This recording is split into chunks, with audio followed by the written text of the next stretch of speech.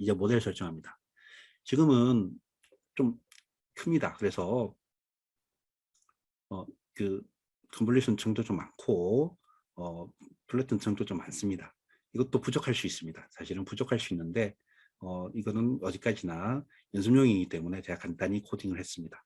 이렇게 해서 액티베이션, 인풋 쉐입 해서 쭉 해서 큰부층, 맥층, 큰부층, 맥플링층 해서 했고요. 자, 중간에 지워놓은 건 여러분들 하실 때 뭐 직접 키워서 해보셔도 되고 이렇게 해서 성능이 올라가는지 아닌지 좀 확인해 볼 필요가 있습니다.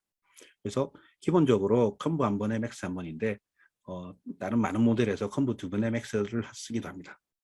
그리고 최종적으로 플래튼에서 신경망 구조로 마지막에는 댄스가 1로 됩니다. 왜냐하면 0이냐 1이냐 물을 때는 두 개가 아니고 시그모이드를 통해서 0, 1 값을 결정하기 때문에 액티베이션은 시그모이드 그리고 끝까지 아웃풋은 한 개입니다.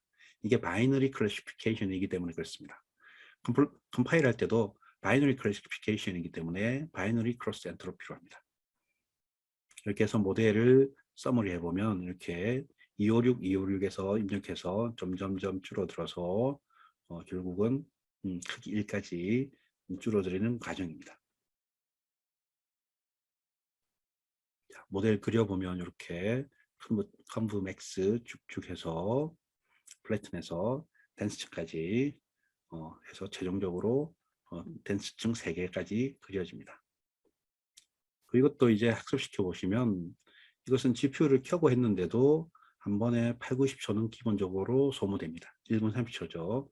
그래서 5번에서 학습이 제대로 되느냐? 사실 그렇다고 보기는 힘듭니다만 이 그냥 결과만 보니까 5번 했는데도 89%가 나옵니다. 나쁘지 않네요.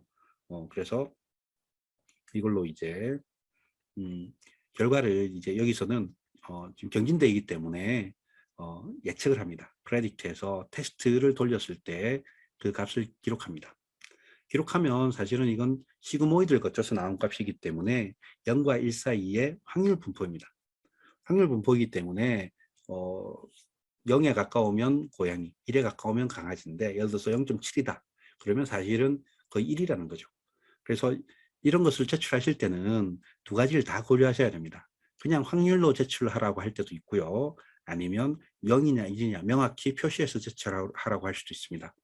그러면 0이냐 2냐를 표시할 때는 저기는 확률이기 때문에 0.5보다 크면 1로 그렇지 않으면 0으로 바꾸라는 게 이 코드입니다. 이것이 논리 코드이기 때문에 리잘트가 0.5보다 크면은 3이니까 1 해서 곱하기 1 하면 1이 되는 거고요. 작으면은 false가 되니까 0 해서 0이 됩니다. 0과 1로 나눠주는 거죠. 이렇게 해서 0, 1로 바꿔줘도 되는데 이건 둘 다 제가 제출해 보니까 이쪽이 더 똑같은 결과에서 이쪽이 더 점수가 좋은 걸로 봐서 바로 그냥 변하지 않고 바로 하는 것 같습니다. 확률 그대로. 그래서 결과를 우리가 확률에 저장해서 밸류를 한번 카운트 해봤습니다. 이건 결과 분석입니다. 해보니까 이렇게 대충 구조가 이렇게 나옵니다. 물론 이건 이렇게 0일로 바꾸고 나서 해보는 게 조금 더 의미는 있을 겁니다.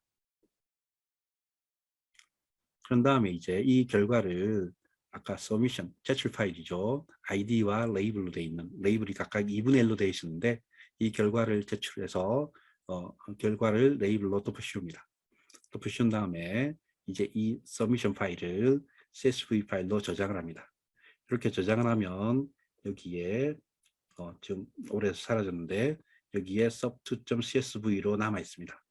이렇게 여기 있는 거를 이제 다운로드가 가능하고 다운로드 했던 것을 우리가 제출할 수가 있습니다. 그럼 조금만 이따 보여드리겠습니다.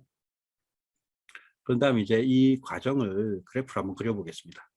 학습 과정을 그려보면 트레이닝 어큐레이시는 이렇게 쭉 올라갑니다. 우리가 밸리데이션을 따로 설정 안 했기 때문에 그냥 트레이만 확인했습니다. 손실도 이렇게 쭉 감소하고 있는 중입니다. 5번밖에 안 했기 때문에 성능이 아주 좋은 듯 보입니다. 그리고 제출하실 때는 여기에 데이터셋에 여기 점점점에 가보면 오픈 인 뉴 탭이 있습니다. 이렇게 하면 여기 아까 경진대 창이 열립니다. 그런 다음에 레이트 서미션에 가셔서 여기에 아까 다운로드 받은 파일 있죠. 서미션에서 만든 그 파일을 이렇게 드래그 앤 드랍해서 업로드합니다. 업로드가 다 되면 여기에 체크 표시가 되고 그렇게 make submission 하시면 점수가 계산되어서 나옵니다. 그렇게 해서 결과를 확인해 보실 수가 있습니다. 추가로 이 모델 같은 경우는 이미지를 분류하는 거라서 사실 기존에 학습된 프리트레인드 모델을 사용하는 것이 훨씬 더 효과가 좋을 수가 있습니다.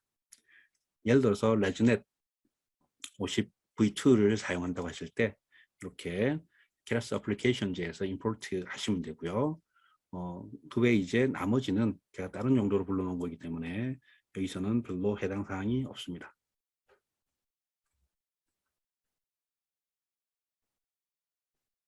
여기 보시면 이제 베이스에 레즈넷 해서 불러오고요. 베이스에 아웃풋에서 최종층을 이렇게 몇 층 말고 이제 2층 끝나고 우리가 탑을 바꿀 거기 때문에 이렇게 베이스 아웃풋에 글로벌 에버리지 풀링해서 하나하나씩 추가를 합니다.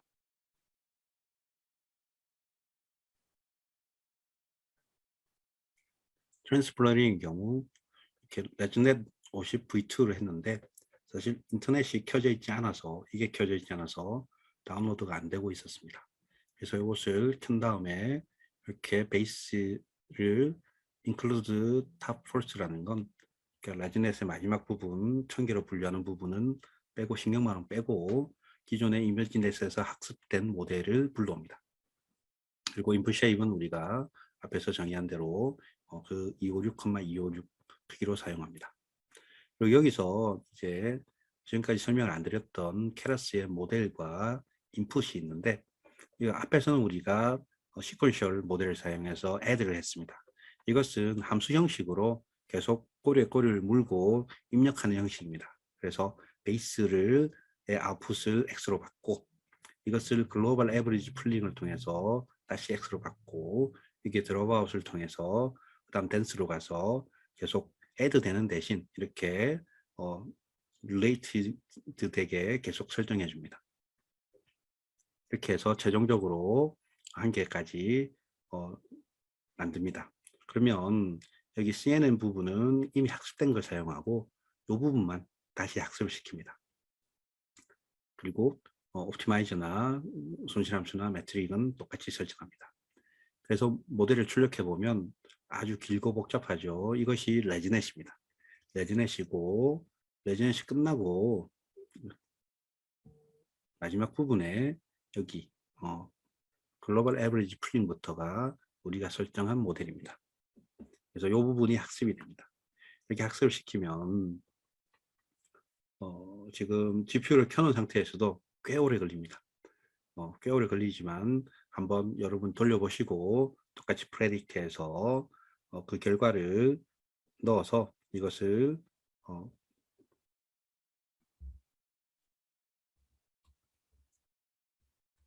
해서 우리가 제출 파일이니까